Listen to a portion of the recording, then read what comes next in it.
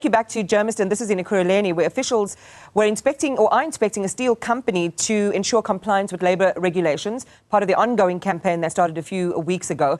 Several managers and employees this hour have now been arrested. I can confirm that there's about 9 or 10 arrests now. There's one gentleman that was arrested a little earlier on with the documentation, still have to be verified, and he was later taken out because they said the company does have some certain documents. They've now checked, and as a result, they've decided that that one gentleman will also be part of those now arrested. They've gone inside some of the companies that side, and they've brought about 5 people that were inside that company, making it an arrest of about 10 people now that is currently in place. So we are told that in this area, you've got roughly about 7 companies. They're all steel companies, and of course they work within the same vicinity. There was a tip-off with regards to trade code. Show you what Home Affairs will do. So what you see there is some of the documentation that they will have to go through. And some of these documentation then is what they will look at. However, this is not the only documentation in mind that they will look at. They will also look at how the company operates. And this is when the officials, when they are done with that induction, then they'll be able to go into the company and look into the books of the different companies in terms of, are they following the standards operation, the basic standards of operating and employing people within South Africa. And also, you will remember previously that they have spoken about these operations, explaining that for you to then hire someone who's out, who's not from the country, you have to have some documentation for them so that they are legally documented. But on top of that, you need to prove that the skills that they have are the skills that you cannot get in South Africa. So those are some of the questions that are going to be asked from some of the employers. I want to show you what's taking place behind. So more people are getting arrested. Of course, we'll get more updates in terms of those numbers, but you can bet already that more has gone up. But again, going to that confusion, there's a lot of confusion in terms of what's going on. There are a lot of questions that are being asked in terms of how many people will be arrested. We can confirm that at least each van has just roughly about 5 people, and already there's about 4 of them. So roughly we're looking at about 20 people that have already been arrested. This is, of course, to ensure that they verify their documentation and that they ensure that they're in the country and they're working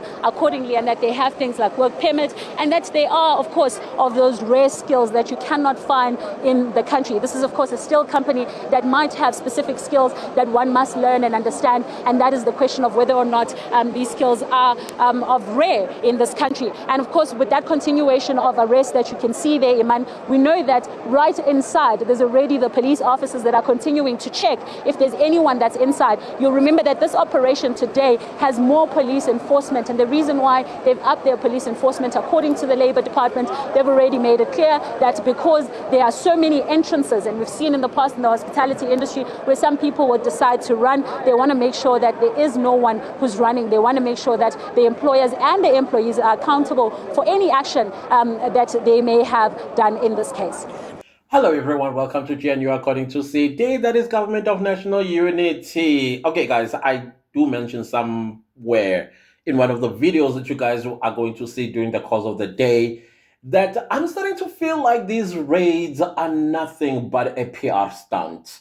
I have to agree with the panelists, especially the guy from Action SA who labeled these raids that we've seen at the restaurants, and now they're having one at Ekurhuleni Steel Company. I mean, seriously, these companies are not going to take these authorities until they actually see with their own eyes the evidence of what happens thereafter. If you are going to arrest the owner, then we need to see this owner going to court. We need to see this owner going through the bail process. We need to see the owner having their plea. Then we need to see the same owner, a date in court being set down. We want to see trials. And then the people that are being arrested for not being documented, we want to see them leave. The same cameras that they are showing us when they're doing the raids, the same cameras we want to see at the border gates, at airports, them being deported back home. There's no way that we'll keep watching this. This is actually, to be honest with you, it's becoming boring. It's becoming boring. It got us excited a little bit, but now it's starting to feel like we are being made fools of until we see action. We want to see action. If a owner of a company is fined, then let us see that whole entire process and them paying the fine. And then these foreign nationals that are being arrested, where are they? Where are those that were arrested during the restaurant raids? I bet they are back at work. And then another thing, there is no fear, seemingly, that is being installed by these raids. Because let me tell you something. If you know that I am leaving my house this morning going to work and I know I'm undocumented, you're supposed to be fearful. You're supposed to be sitting, you actually should be on your toes. But these guys know. Same goes with the employers. It's not that these employers are not watching the news. And then it's not like now that they know what is going on. Why haven't they collected their people and said, listen, guys, unfortunately, this is what is going on in South Africa, and we cannot be found wanting. And so we are going to have to let you guys go. Unfortunately, we're going to have to let you go if you cannot prove that you are documented in South Africa. Even if they are documented in South Africa, we are beginning to learn as the citizens of the country that the immigration law requires certain compliances in order for you to work in South Africa. There is critical skills list and critical skill seeking by the government. Are you a person with critical skills in order for you to work in South Africa, even if you are legal? No. I'm tired of this. Honestly speaking, this is just a charade from where I am sitting at this point, because we don't know what happened with the ones that were arrested. The Babel manager, he even had the audacity to respond and say, I am creating jobs. Creating jobs for who? I am contributing to the economy of South Africa. Okay, cool. We get that part. But let's talk about following the law in a country that is not yours. If you go to France, you are not going to be doing this nonsense. Why are you doing it in South Africa? Because we are Africans?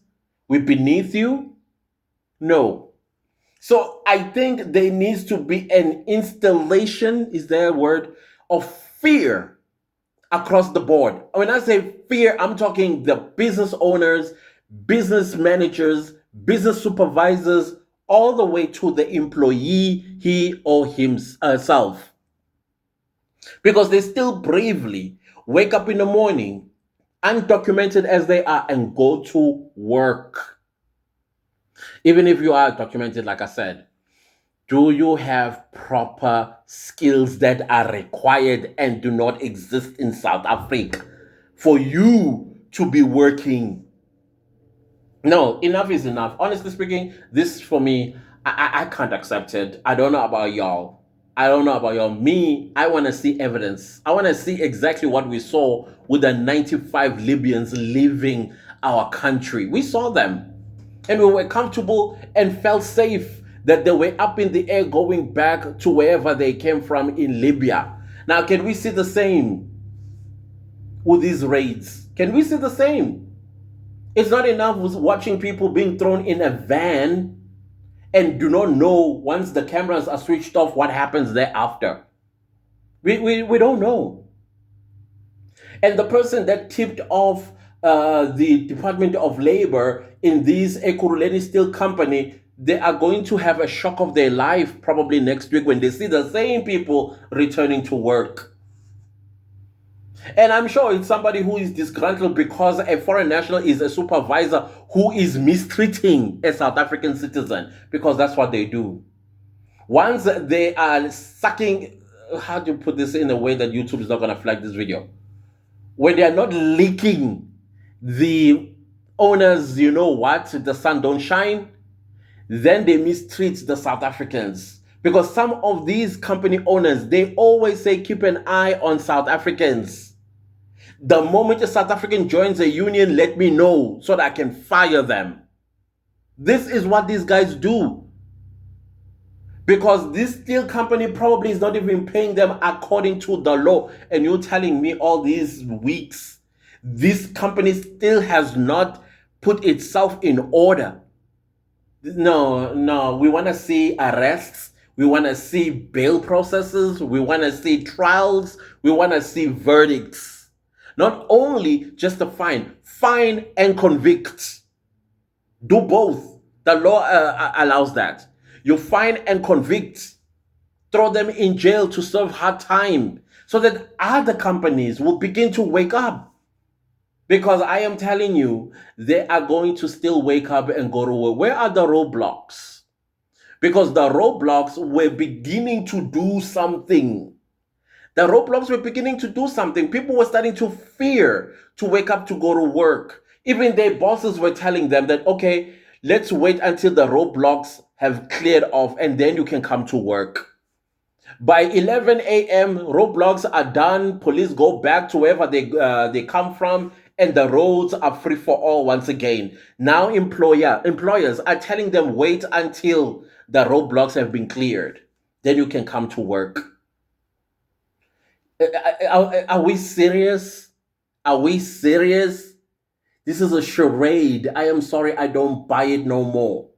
Until I see hardcore evidence of these people being sent home and we actually see it. We want to see convoys of buses. We want to see convoys of taxis. Even if it means the government go and procure some bus company or taxi owners and send these people home. We want to see that. Aeroplanes flying back to Nigeria, back to the DRC, back to wherever these people come from. We want to see all of that. Don't make fools of us, because that's how it's starting to feel like we are being made fools of. I'm sorry, fellow South Africans. I am so sorry, fellow South Africans. At this point, I'm not taking it seriously. It was good in the beginning. It looked good, but not anymore. We seemingly sometimes forget that we have a government. I'm talking about you know who always did something just for us to be excited for a moment, but everything goes back to business as usual. This is exactly what's going on here. I'm so sorry. Until I see tangibility, that's when I will believe it. I don't know about you. Please comment in the comment section and let me know what are your thoughts about these raids. Do you believe in them anymore? After that chief, whatever person, lady, that's where I was like, you see, back to business as usual, lying to the people of South Africa. It's sickening.